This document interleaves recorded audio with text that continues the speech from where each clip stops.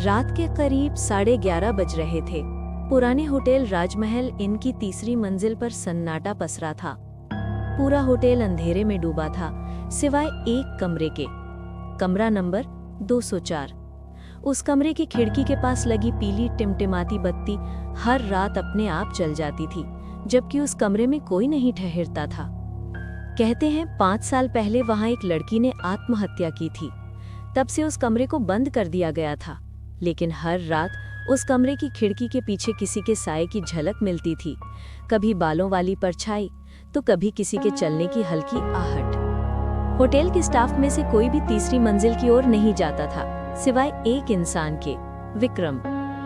विक्रम इस होटल का नया नाइट गार्ड था। उसे अजीब किस्सों पर यकीन नहीं था।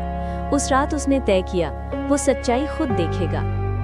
करीब 2 बजे उसने अपनी टॉर्च उठाई और तीसरी मंजिल की सीढ़ियां चढ़ने लगा। हर कदम पर लकड़ी की सीढ़ियां कर कर की आवाज करती। हवा में नमी थी और दीवारों से आती सीलन की गंध।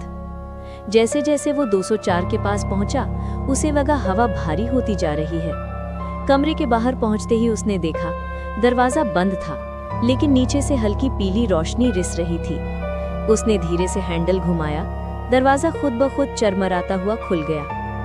अंदर बिल्कुल सन्नाटा था, बस पंखे की धीमी घूं घूं आवाज और दीवारों पर लगी पुरानी तस्वीरें। कमरे में बिखरा सामान अब भी वहीं था, एक टूटी कुर्सी, धूल भरा आईना और कोने में पड़ा लाल दुपट्टा। विक्रम ने टॉर्च की रोशनी आईने पर डाली। कुछ पल बाद उसे लगा जैसे पीछे कोई खड़ा हो, लेकिन जब मुड़ा तो कोई नहीं था।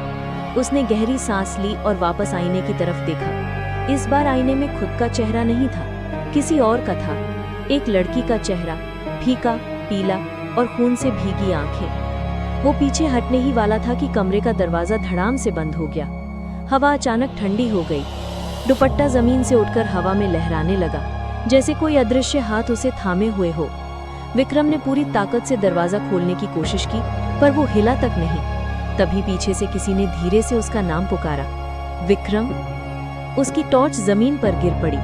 कुछ सेकंड तक बस सन्नाटा रहा, फिर एक हल्की हंसी सुनाई दी, धीमी, डरावनी और गूंजती हुई।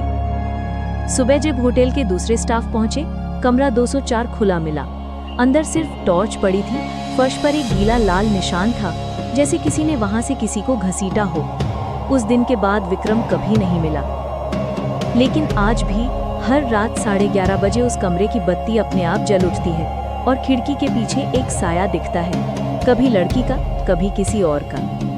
कोई नहीं जानता अब उस कमरे में कौन जागता है, लेकिन इतना तय है, कमरा नंबर 204 अब कभी खाली नहीं रहता।